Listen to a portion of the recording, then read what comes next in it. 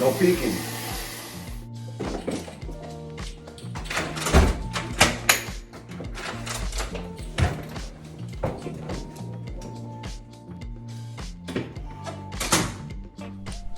All right, y'all, good morning. This is the last day in the life of a conference interpreter.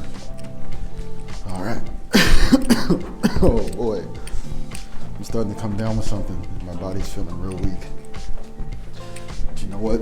It reminds me of, remember when Michael Jordan went to the playoffs, not the playoffs, the finals, and he had the flu, and then he still rocked that song.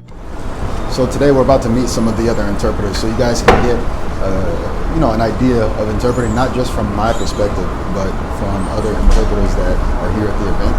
We'll be able to hear about their experiences, even the path that they took in order to get here, in order to be interpreting. So some people went to school for it, some people didn't. We'll find out more. All right, so I just got here to the booth, gonna get ready to set up. One tip, always arrive on time. I'm always on time. That is a big business tip. It's even so much so that I give people their money back if I'm 1 minute late. So I always arrive on time. Whatever that you do, you want to be reliable. People want to be able to count on you. So you always arrive on time. Plan to arrive at least 15 minutes early. That way you know that you can arrive on time. Always arrive on time. All right, so here I'm going to show you guys where people who don't speak English come and get their interpretation equipment. So we have a booth over here, and you can see the different channels, English 1, Arabic 2, so on and so on and so on. Now, people have to sign in, and then once they sign in and give their ID, they're given a receiver. So this receiver, it has different channels, just like on a radio, you have different channels. And then with the receiver comes headphones. In fact, we'll look at this one. So you just, on here, once you turn it on, you find the channel that you want. If you want German, you go to 5. If you want French, 4, Korean, 7. And then you put your headphones on, and then this is, when we speak into the microphone in the booth, that signal is coming to here. And so people will be able to listen to the interpretation. And that's it. I mean, at the end of the day, people come, they turn these back in, and they get their ID back, and bada bing, bada boom.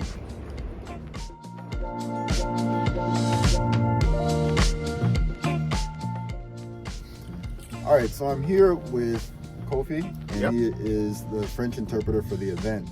And in one of my previous videos, it is related, I gave some advice about what you wear when you travel. Dressing right is a big part of business, it's a big part of life, it's a big part of travel. Why? Because you never know who you're gonna run into. Can you just tell everyone about the first time that we met, which was at this event? Well, first time, I was just here checking on our equipment and making sure that everything was ready for the next day. And then here came this gentleman. The first thing that came to my mind is, where did he get this from? Where is he from? Because I was wearing a traditional African. Because he was in this traditional African outfit. The way that I dress. And you can see I have a full kind of traditional African outfit on. That I was very familiar with. That tells me exactly what part of the world, the only part of the world that this could come from. And this sparked, there was a conversation started, and then we didn't waste time before we could tell what was the background, the culture, and all of that. So it's something unforgettable for me. And what country are you from? I am originally from Togo, where I was born and raised,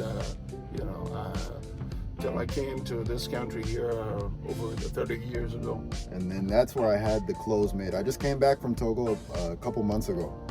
So again, like I'm always saying, whatever you wear when you travel, make sure you represent your culture and where you come from, because you never know who you're gonna run into. I would have never imagined that the French interpreters would be from Togo. So that was amazing.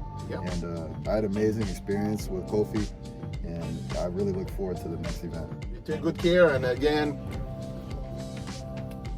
good job, and see you next time.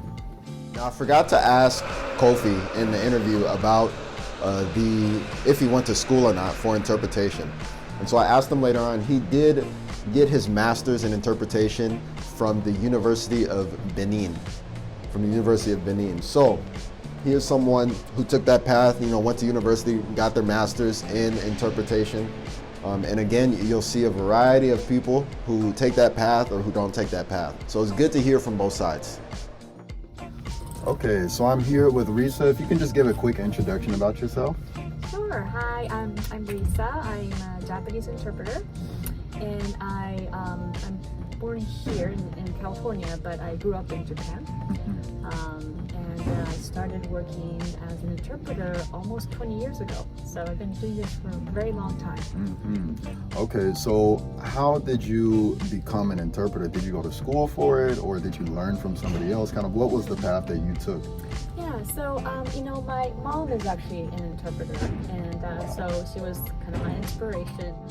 I started out very, very small, working for airports. I did a lot of phone interpreting. I mean, I'm thinking more of a business setting interpreting. So it's still consecutive interpretation. But yeah, I started it quite in the beginning stage, and I was horrible at it. I'm sure. I'm sure. But yeah, that's how I started. And then what about simultaneous? Simultaneous, I'd say about 10 years ago. Yeah, so it took about 10 years? About 10 years. Wow. Yeah. It's just that, to me it was such a big hurdle to enter the simultaneous field. And then I became a State Department simultaneous interpreter contractor. So that brought in a lot of work. Yeah, I bet. Wow. That is awesome. Well, thank you very much for your answers. I'm sure the people who are interested in becoming interpreters, or even other interpreters, will hear this and really be inspired by it. So thank you. So yeah, it's a great profession. I really love what I do. So yeah. All right, thank you. Thank you. My name is Shiori Okazaki, and I interpret between Japanese and English. And when I met Shiori, she was talking about how her experience and how she's really has a lot of experience in interpreting for heads of state and some pretty important people. So in order to get to that stage, what did you do? Did you go to interpretation school, or did you get private lessons from somebody? Kind of what's your path? Sure, I feel incredibly lucky. And first of all, disclaimer, I haven't interpreted for a lot of heads of state, but I've been lucky enough to have a few opportunities. And I got into interpreting when I was working at a full-time job at the Japanese embassy in DC. And it was the cultural branch, and they had a lot of artists come in. So one of my bosses was like, why don't you just go on stage and start interpreting? Just like that? Just like that. So I feel incredibly lucky. I'm a contracted interpreter with the State Department, so through that I was able to get some permanent jobs as well. Wow. So you probably work often with Risa. Yes, I do. Yeah, so we just had an interview with Risa. Oh, wonderful. Yeah. Yes. So that's been really wonderful. And in terms of interpretation experience, it's just really on the job. And in my case, I have been working full-time in communications for quite some time, so more than 10 years. And I took long breaks and would interpret for a week or two, sometimes even 3 weeks. And I had really understanding bosses who would allow me to do that. I just told them upfront that interpreting is a passion of mine. So I think that's really helpful for anyone who wants to get into interpreting but is a little bit concerned about going freelance right away. Is if you work another job and do that on the side and slowly build your resume and your network. I think that's helpful. Yeah, I did actually the same thing. I was working part-time jobs while at the same time doing some translation and interpretation, and before getting to the level where I could let go of any other part-time jobs and do this full-time. So. Wonderful. All right. Well, thank you very much. Thank you. It was great meeting you and working together with you on Thank this you so project. much. And I look forward to seeing you soon.